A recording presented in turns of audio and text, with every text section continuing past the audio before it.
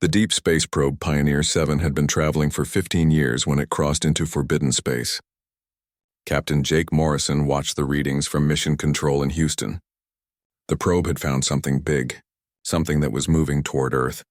3 days later, massive ships appeared at the edge of the solar system. They were unlike anything humans had ever built. The ships were smooth and silver, each one the size of a city. They moved without any visible engines, gliding through space like fish in water. Admiral Patricia Barnes called an emergency meeting at Luna Station. All the top Earth Defense Force officers gathered in the main briefing room. The room had large windows that showed the dark space beyond the moon. Everyone was nervous. First contact with aliens was finally happening.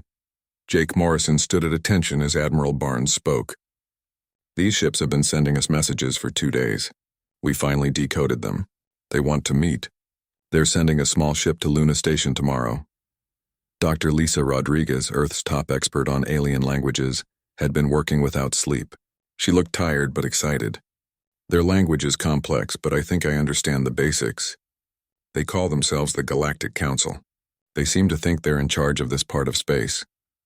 The next day, the alien ship arrived at Luna Station. It was smaller than the big ships, but still huge compared to human vessels.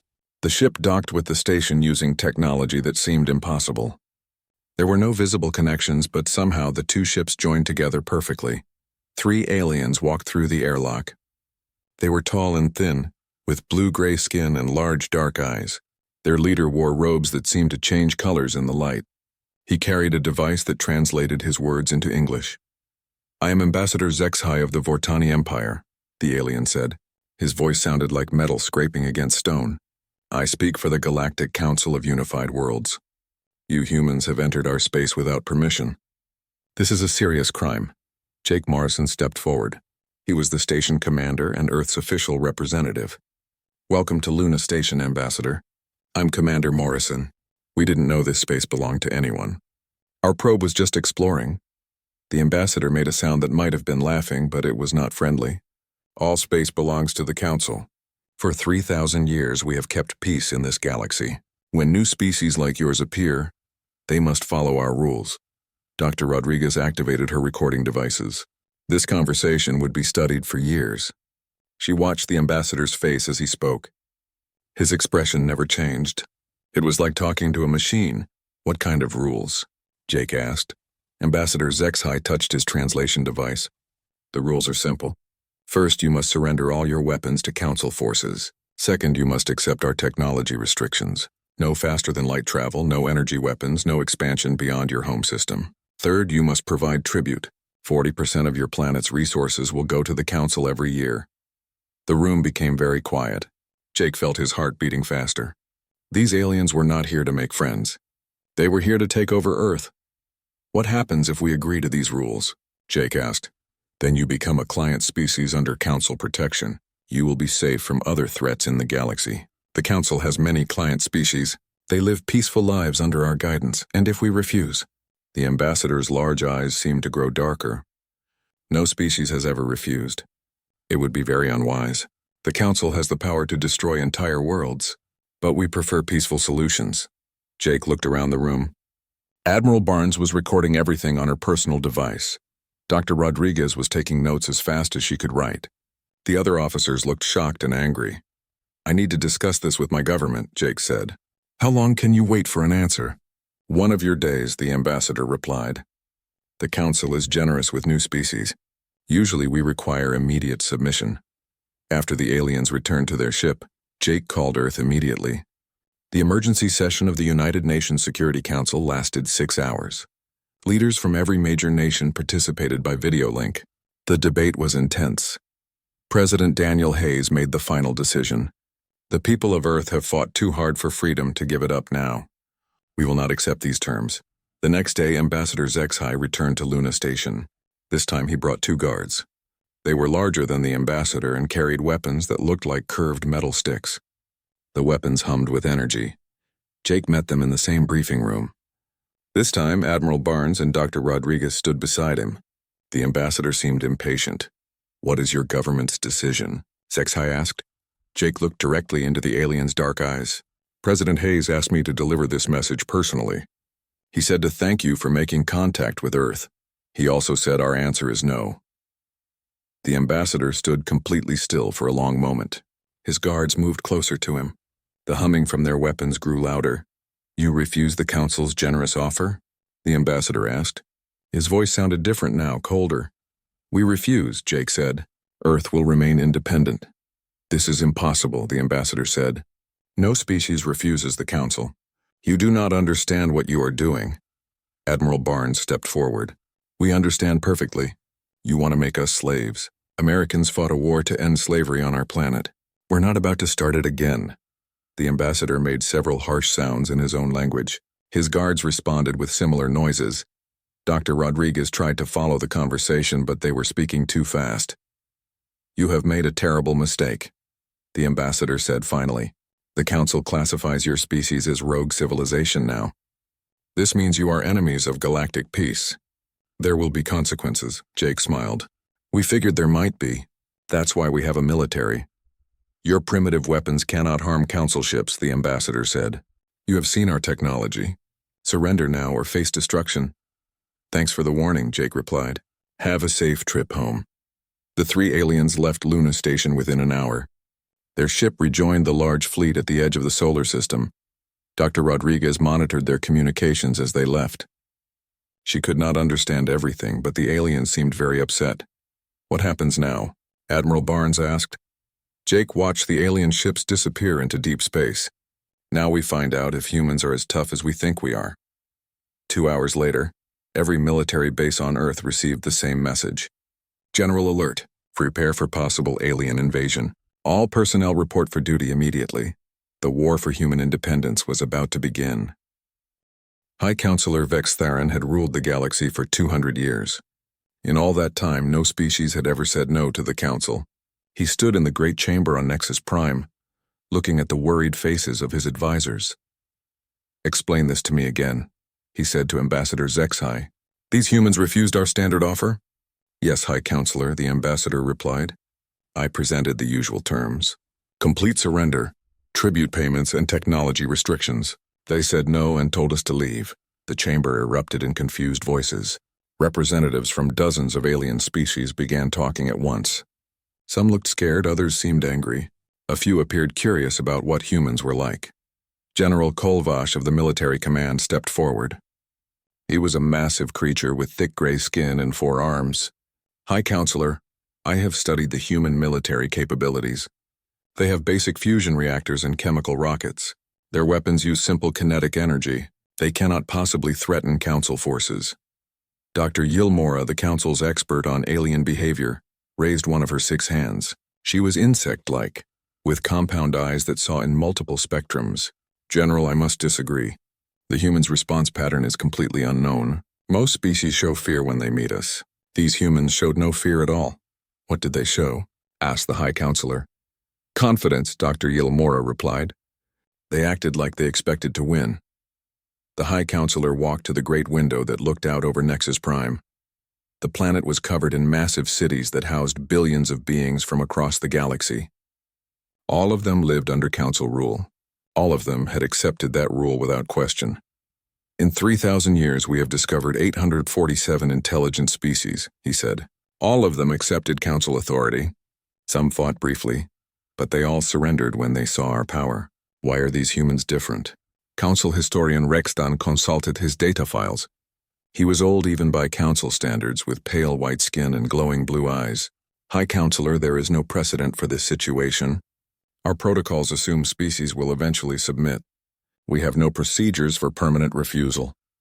Then we create new procedures, the High Counselor said. What are our options? General Kolvash activated a holographic display showing the Sol system. Red markers indicated human settlements and military bases. We follow standard protocol. First, economic sanctions to weaken their resolve. Second, technology suppression to demonstrate our superiority. Third, limited military action to encourage surrender. Finally, if necessary, orbital bombardment. How long should this take? The High Counselor asked. Most species surrender after economic sanctions, the general replied. The longest resistance in our records was 6 months. The humans should surrender much sooner. Meanwhile, on Earth, emergency meetings were happening in every major capital. General Patricia Barnes coordinated with military leaders around the world. The threat was unlike anything Earth had ever faced. "We have advantages the aliens don't know about," she told the assembled officers. "First, we're used to fighting wars against enemies with different technology. Second, we adapt quickly under pressure. Third, we're not afraid to take risks." Admiral Ryan Cooper commanded the Solar Fleet, Earth's collection of military spacecraft. Most were converted mining ships with weapons attached. "General, our fleet is tiny compared to what we saw out there. Those alien ships could destroy us easily in a straight fight." "Then we don't fight straight," Patricia replied. "We fight smart." Dr. Marcus Webb ran the Terran Research Initiative, Earth's most advanced science program. He had been studying the sensor readings from the alien ships. "I have good news and bad news. The bad news is their technology is centuries ahead of ours. The good news is I think I understand how some of it works." "How is that possible?" Admiral Cooper asked. "Because they've been using the same technology for thousands of years," Dr. Webb explained.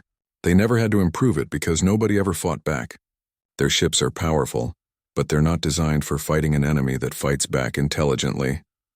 3 days after the aliens left, Earth received another message from space. A different alien ship arrived at the edge of the solar system.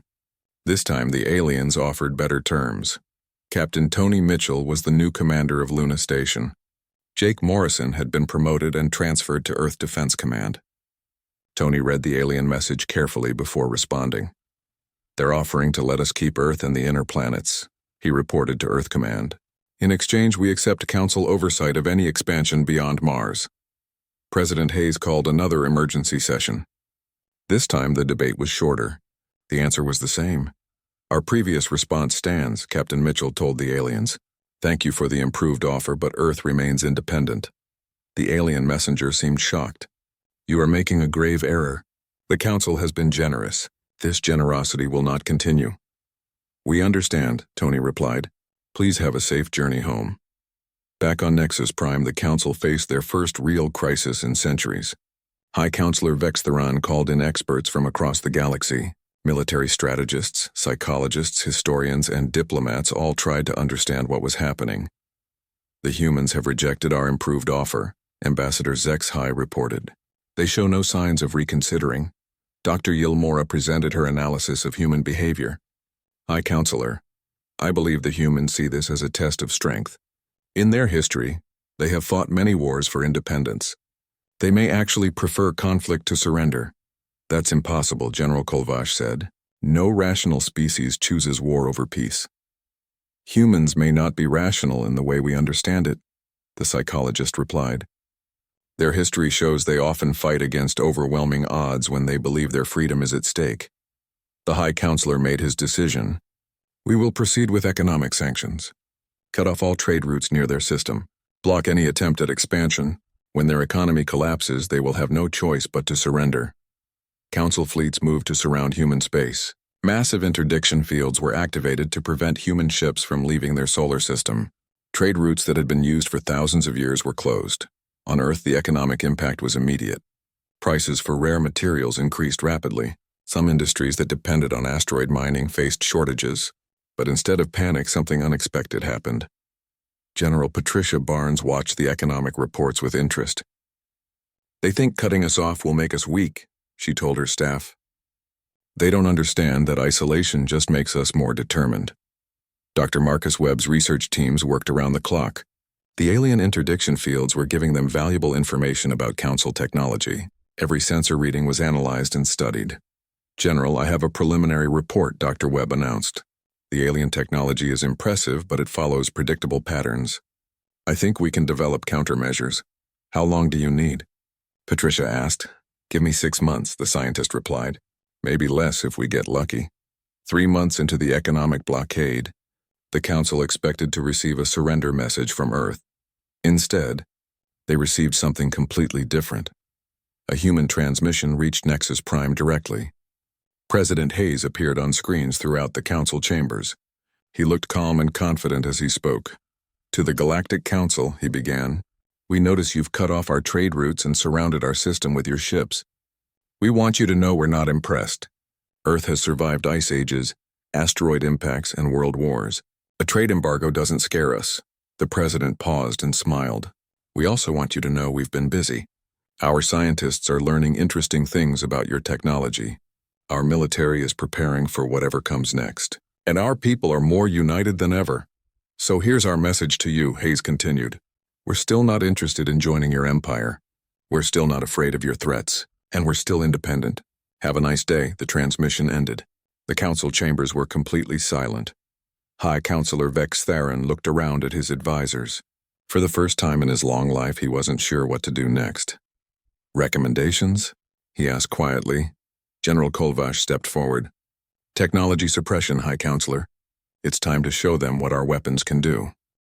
The council's patience had run out. High Counselor Vex Theron authorized the use of gravitic disruptors against human technology. These weapons could disable any electronic device from thousands of miles away. They had never failed before. General Kolvash positioned 3 council warships at the edge of the solar system. Each ship was equipped with the most advanced suppression technology in the galaxy. The plan was simple. Shut down Earth's satellites, communications, and power grids. When the humans sat in darkness and silence, they would finally understand council power. Begin the suppression, the general ordered. Invisible waves of energy swept through human space. On Earth, lights flickered and went out. Communications satellites stopped working. The internet went dark. Military bases lost contact with each other. In major cities, traffic lights failed and electronic systems shut down. Colonel Amy Foster was at NORAD when the attack began.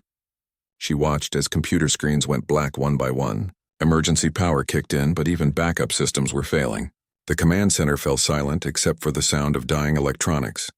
Ma'am, a technician called out. We've lost contact with Luna Station, Mars Base, and all orbital platforms. Whatever they're doing, it's affecting everything electronic. Amy picked up an old-fashioned radio, the kind that used simple circuits. It still worked. All stations, this is NORAD. We are under alien attack. Switch to backup protocols immediately. Across Earth, military units activated emergency procedures that had been prepared for this possibility. Dr. Marcus Webb had predicted that the aliens might try to disable human technology. Earth's forces had prepared old-fashioned alternatives for everything. Dr. Kevin Yang led the counterattack from his laboratory in Colorado. While the aliens focused on shutting down advanced electronics, Kevin's team worked with simpler systems. They had studied the alien energy patterns for months and developed a response. The alien suppression field works by overloading our circuits, Kevin explained to his team. But it follows a specific pattern. If we can match that pattern and reverse it, we might be able to block their signal. Engineer Chris Baker worked with systems analyst Helen Carter to implement Kevin's solution. They used hardened military computers that could resist electromagnetic attacks. Slowly, carefully, they built a counterfield generator. Testing the counterfield now, Chris announced. He activated the device and watched as nearby systems came back online. Lights flickered on. Communications resumed. It works, Helen shouted. We can block their suppression field. Within 6 hours, counterfield generators were being built in factories around the world. The alien attack had shut down human civilization for less than a day. Earth's technology came back online stronger than before, with new shielding that made it harder for the aliens to attack again. On Nexus Prime, the Council watched in disbelief as human systems reactivated. Dr. Yilmora reviewed the sensor readings with growing concern. High Counselor, this should not be possible, she reported. No species has ever recovered from gravitic suppression so quickly. Most take weeks or months to repair the damage. The humans fixed everything in hours.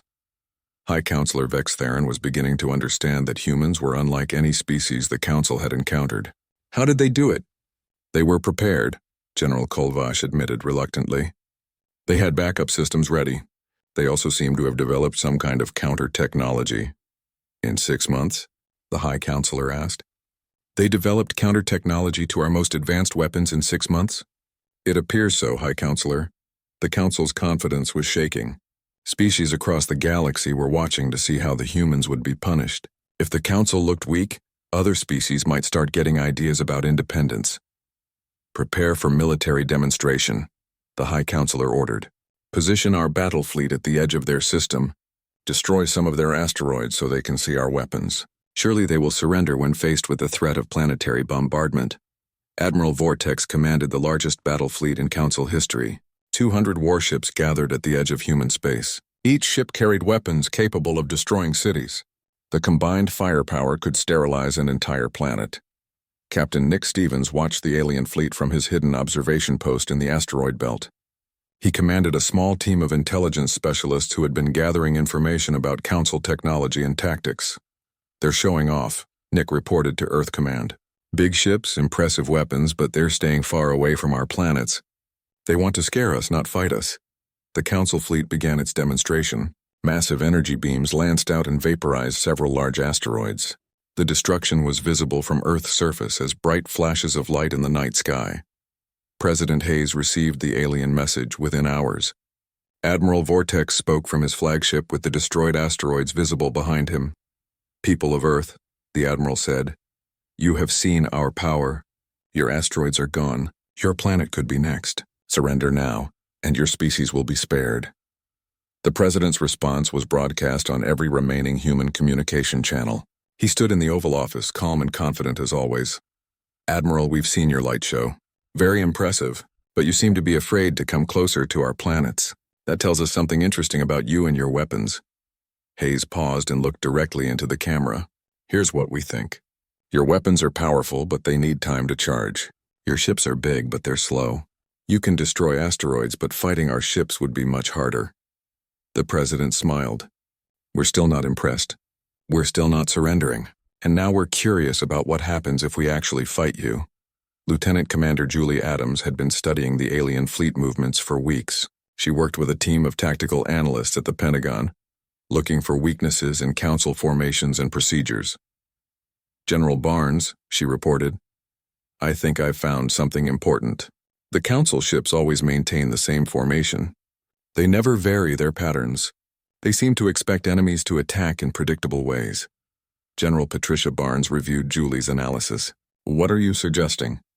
"That their tactics are based on fighting enemies who follow the same rules they do," Julie explained. "They've never fought an enemy that uses guerrilla warfare, surprise attacks, or adaptive strategies." "Because every other species in the galaxy fights the same way they do?" "Exactly. But humans don't follow their rules. We fight to win, not to look impressive." Dr. Zilkhan, the Council's technology assessment specialist, presented a disturbing report to the High Counselor. He had been analyzing human advancement rates since first contact. "High Counselor, human technological development is accelerating beyond all known parameters," he reported. "When we first encountered them, their technology was primitive. In 6 months, they have developed countermeasures to our most advanced systems. How is this possible?" the High Counselor demanded. "They appear to learn from every encounter," Dr. Zilkhan explained. "Each time we demonstrate our capabilities, they develop counters. They are not just adapting, they are improving at an exponential rate." General Kolvash reviewed battle reports from across the galaxy. For the first time, he was reading about species that refused to accept Council authority. The humans' example was spreading. "High Counselor, we have a problem. 12 client species have formally requested renegotiation of their tribute agreements. 3 more have declared complete independence. They are all citing the human example." The High Counselor felt the foundations of his empire beginning to crack. "What are they saying?" "They ask why they should accept subjugation when the humans simply said no and made it work," the general replied. On Earth, military preparations continued at a frantic pace. Dr. Marcus Webb's research teams had made breakthrough after breakthrough. Each alien demonstration provided new data about Council technology. "We're learning their weaknesses," Dr. Webb reported to the Defense Committee. "Their weapons are powerful but inflexible. Their ships are heavily armored but slow to maneuver. Most importantly, they think in terms of large-scale battles between fleets." "And we think differently?" General Barnes asked. "We think in terms of winning," Dr. Webb replied. "We use whatever works.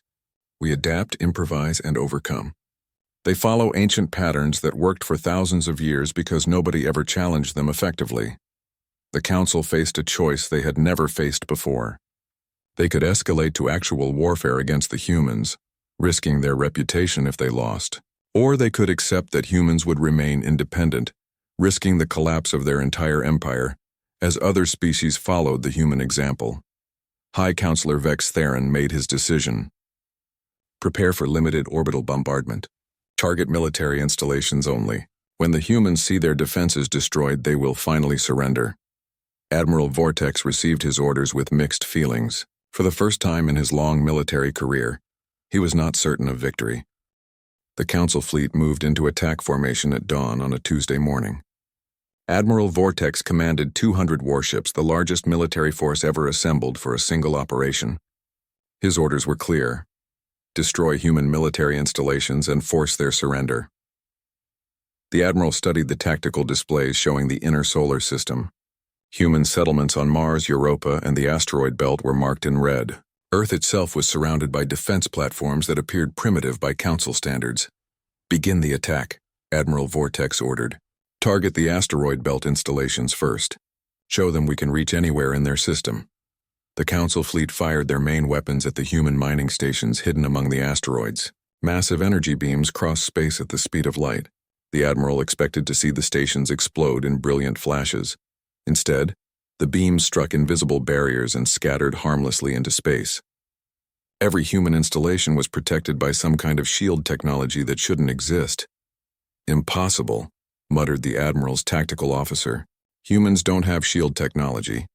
At that moment, space around the Council fleet erupted in weapons fire. Hidden platforms throughout the asteroid belt opened fire simultaneously. The humans had turned the entire belt into a massive fortress. Admiral Scott Davis commanded the asteroid defense network from his hidden base inside the largest asteroid. He had spent months preparing for this moment, placing weapons and shield generators throughout the belt. All platforms open fire, he ordered. Target their lead ships first. The human weapons were unlike anything in the Council's databases. Instead of single powerful shots, they fired rapid bursts of smaller projectiles. Each projectile changed its frequency and approach angle randomly, making them impossible to predict or counter. Council ships tried to return fire, but their targets kept moving. Human platforms use small rocket engines to constantly change position. The Council's targeting systems, designed for large battles between stationary fleets, couldn't keep up with the rapid movements. General Linda Pierce watched the battle from Earth Defense Command. She coordinated the human response with tactical specialist Gary Thompson, who had designed many of the new weapon systems. The Council ships are trying to maintain formation, Gary observed. They don't know how to handle distributed attacks from multiple directions.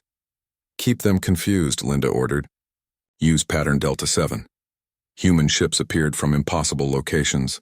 They had been hiding behind asteroids, inside ancient craters, and even within the tail of a passing comet. Each ship attacked from a different angle before disappearing again. The first Council ship to be destroyed was the heavy cruiser Dominant Will, human. Weapons focused on its shield generators until they overloaded. Then smaller human ships swarmed the disabled cruiser, their weapons finding weak points in its armor. Admiral Vortex watched in horror as his flagship's sensors showed the destruction. How are they doing this? These tactics are not in any military database. His science officer, Commander Zeltar, frantically analyzed the human attack patterns. Admiral, they appear to be using principles of warfare unknown to Council doctrine. Multiple small units operating independently, unpredictable movement patterns, weapons designed to overwhelm rather than destroy with single shots. Can we counter these tactics? Not with our current formation. Our ships are designed for formal battle between organized fleets. These humans fight like... Commander Zeltar paused, searching for the right words. Like what? The Admiral demanded. Like predators hunting in packs, sir. They surround us, isolate individual ships, then attack from all sides simultaneously. The battle lasted exactly 18 minutes. When it ended, 37 Council ships had been destroyed or disabled. The human forces had lost 6 small platforms and 12 fighter craft. The mathematical impossibility of the result shocked every military analyst in the galaxy. Admiral Vortex ordered an immediate retreat. His remaining ships fled to the edge of the solar system, completely demoralized.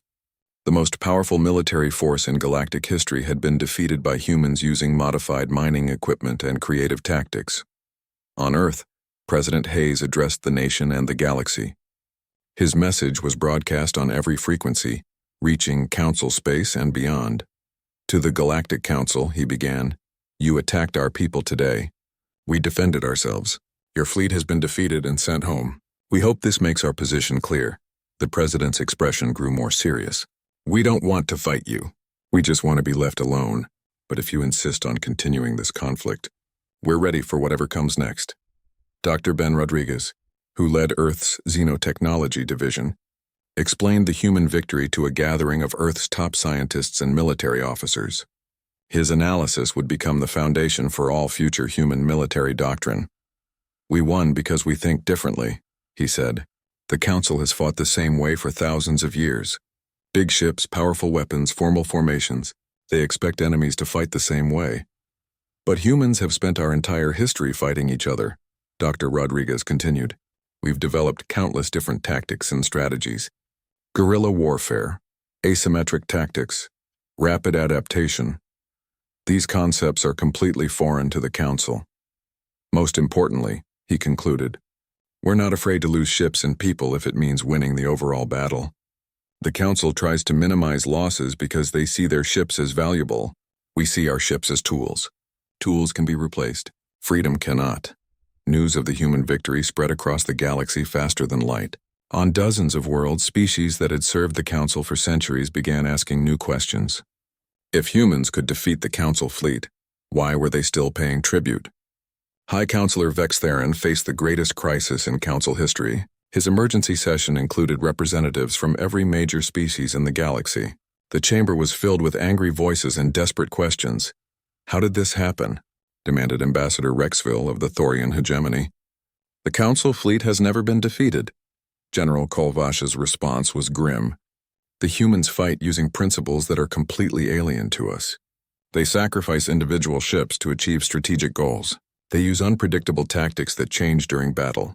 Most disturbing, they seem to learn and adapt in real time during combat. Dr. Yilmora presented her psychological analysis of the battle. High Counselor, I believe the humans see warfare as a problem to be solved, not a ritual to be performed. They don't follow traditional rules of engagement because they don't see war as having rules. What are you saying? The High Counselor asked. I'm saying they fight to win, not to look impressive or maintain honor. This makes them extremely dangerous opponents. Council historian Rexdan accessed his oldest files, looking for any precedent for this situation. High Counselor, in all our records, no species has ever defeated a major Council fleet. The psychological impact across the galaxy will be enormous. The historian's prediction proved accurate. Within days of the battle, 12 more species declared independence from Council rule. 3 species that had been loyal for over 1,000 years simply stopped paying tribute. Others began making demands for equal treatment instead of client status. On the mining world of Kepler 442b, Foreman Torgon addressed his fellow workers. The humans said no to the Council and won. Why are we still giving them half our minerals? Similar conversations were happening on hundreds of worlds. The Council's authority, built on the assumption that resistance was impossible, was crumbling rapidly. Ambassador Peter Clark led Earth's first diplomatic mission into neutral space. His small ship carried a message that would reshape galactic politics. Humans were offering mutual defense treaties to any species that wanted independence from Council rule. The meeting took place on an ancient trading station at the edge of Council space. Representatives from 17 different species attended, all of them looking for alternatives to Council rule. Earth offers partnership, not domination, Peter explained. We'll share our defensive technologies and tactics with anyone who wants to remain free. All we ask in return is the same cooperation you'd give any friendly neighbor. Dr. Susan Martinez, Earth's new Secretary of Interstellar Affairs, outlined what became known as the Terra Accords. The document established principles of equality, mutual respect, and collective defense that were revolutionary by galactic standards. No tribute payments, she explained. No technology restrictions. No surrender of sovereignty. Each world governs itself. If anyone attacks you, we help defend you. If anyone attacks us, you help defend us. Simple as that. The species representatives looked at each other in amazement. After thousands of years of Council domination, the humans were offering something that seemed too good to be true. Genuine partnership between equals. High Counselor Vextherin watched his empire dissolve from his throne room on Nexus Prime. Reports arrived hourly of new species joining the human alliance. The Council's military was overstretched trying to maintain order in their remaining territories. How many have we lost? He asked his aide. 47 species have declared independence, High Counselor. 23 more have joined the Human Alliance. The remaining species are demanding renegotiation of their tribute obligations. High Counselor Vextheron's personal ship arrived at Earth exactly 1 year after first contact. The massive vessel was a work of art, covered in precious metals and decorated with the symbols of 1,000 conquered worlds. It was designed to impress and intimidate. President Hayes watched the alien ship approach from the observation deck of New Geneva Spaceport. The rebuilt facility was humanity's new center for interstellar diplomacy. Representatives from 63 different species were already there, all of them recent members of what the galaxy now called the Free Worlds Alliance. Admiral Jake Morrison, promoted after his role in First Contact, stood beside the president. "Sir, our sensors show the ship is heavily armed but not targeting anything. I think they really do want to talk." "About time," Hayes replied. "After a year of fighting, maybe they're ready to listen." The council delegation was unlike any that had ever visited Earth.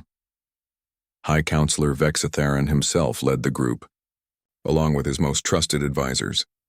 They carried no weapons and made no threats. For the first time in council history, they came as supplicants rather than conquerors. The meeting took place in New Geneva's main conference hall. The room was designed to accommodate dozens of different alien species. Atmospheric controls provided the right mixture of gases for everyone present. Translation systems handled communication between hundreds of different languages.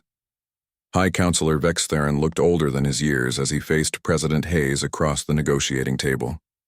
The human leader appeared completely relaxed, as if meeting with galactic emperors was something he did every day. "Mr. President," the High Counselor began, "I come to offer you something unprecedented in galactic history. The Council is prepared to grant humanity full membership status immediately. You would have voting rights, access to all Council technology, territorial guarantees, and protection from any threats.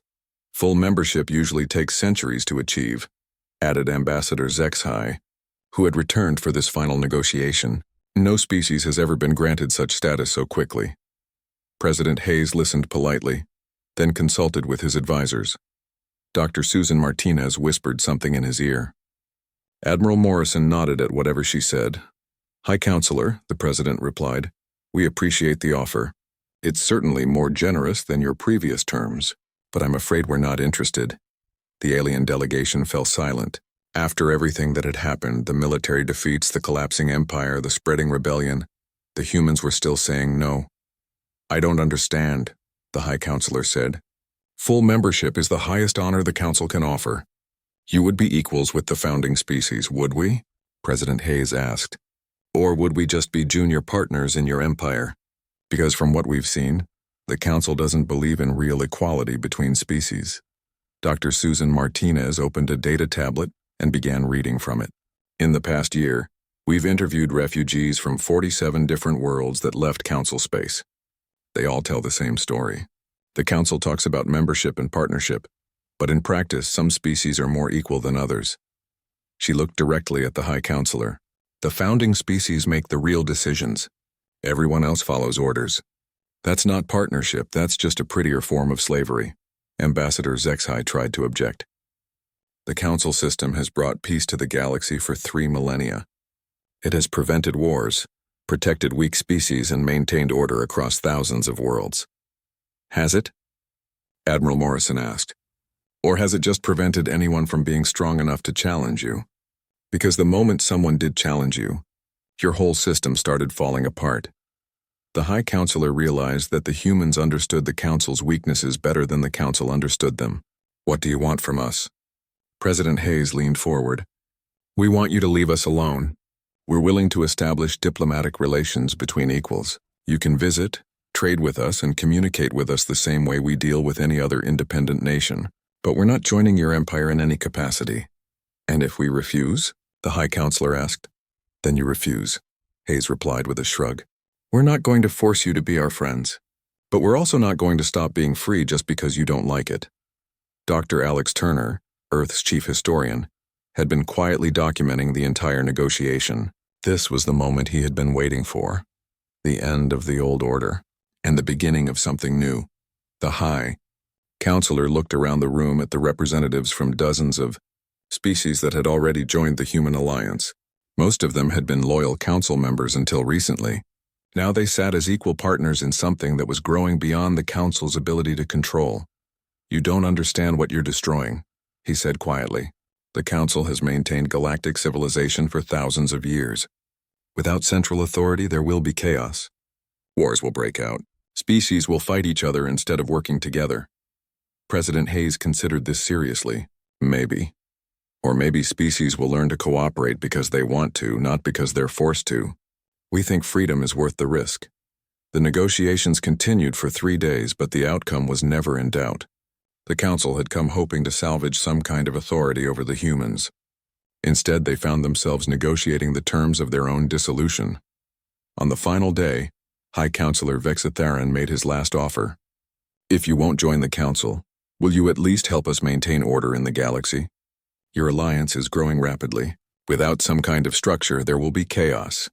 President Hayes consulted with his advisors one more time. When he turned back to the council delegation, his expression was thoughtful. "We're willing to participate in a new kind of galactic organization," he said, "but it would have to be truly democratic. Every species gets equal representation regardless of size or technology level. Decisions are made by majority vote, not by decree from a ruling council. And it would have to be voluntary," added Dr. Martinez. "Any species can leave at any time if they don't like the decisions being made." The High Counselor was quiet for a long moment. What the humans were proposing would end 3,000 years of council rule, but the alternative was the complete collapse of galactic civilization. "I will need to consult with the other council members," he said finally. "Take all the time you need," President Hayes replied. "We'll be here when you're ready to talk." 6 months later, the Galactic Council of Unified Worlds officially dissolved itself. The announcement came from Nexus Prime in a ceremony that was broadcast throughout the galaxy. High Counselor Vextharan stood at the same podium where he had once commanded the obedience of hundreds of species. After careful consideration, he announced, "The Council has decided to transition to a new form of galactic governance. Effective immediately, all species are released from their tributary obligations. All trade restrictions are lifted. All technology limitations are removed." The former High Counselor paused and looked directly into the camera. "The age of the Council is over. The age of free worlds has begun." 3 months after that, the first assembly of the Interstellar Federation of Free Worlds convened on Kepler Station, a neutral world that had volunteered to host the new galactic government. Representatives from 847 different species attended. Every intelligent species known to galactic civilization, Admiral Patricia Barnes, now retired from Earth's military, was elected as the first president of the Federation. Her inaugural address was simple and direct. "We gather not as rulers and subjects, but as equals," she said. "Not as conquerors and conquered, but as partners. The galaxy is big enough for all of us to be free." Dr. Alex Turner recorded the moment for his historical archives. In his notes, he wrote, "Today marks the end of the Age of Empires. For the first time in galactic history, freedom is not something that must be won by force. It is something that is freely given and freely accepted by all." The transformation was not without problems. Some species struggled with the concept of self-governance after millennia of council rule. Others had to learn how to resolve disputes without appealing to a higher authority. There were disagreements, arguments, and occasional conflicts, but there were no more tribute payments. No more technology restrictions. No more forced relocations or arbitrary rules imposed by distant bureaucrats. Species that had been enemies under council rule began working together as partners in the Federation. President Hayes served 2 terms before retiring to write his memoirs. In the final chapter, he reflected on humanity's role in galactic history. "We didn't set out to change the galaxy," he wrote. "We just wanted to be left alone. But sometimes the most revolutionary thing you can do is simply refuse to accept that things have to be the way they've always been." The council ruled. Through fear and the assumption that resistance was impossible, we proved them wrong by doing something very simple. We said no.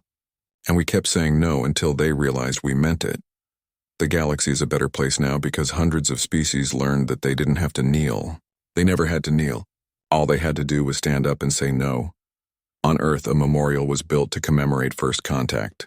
The inscription was written in hundreds of different languages, representing all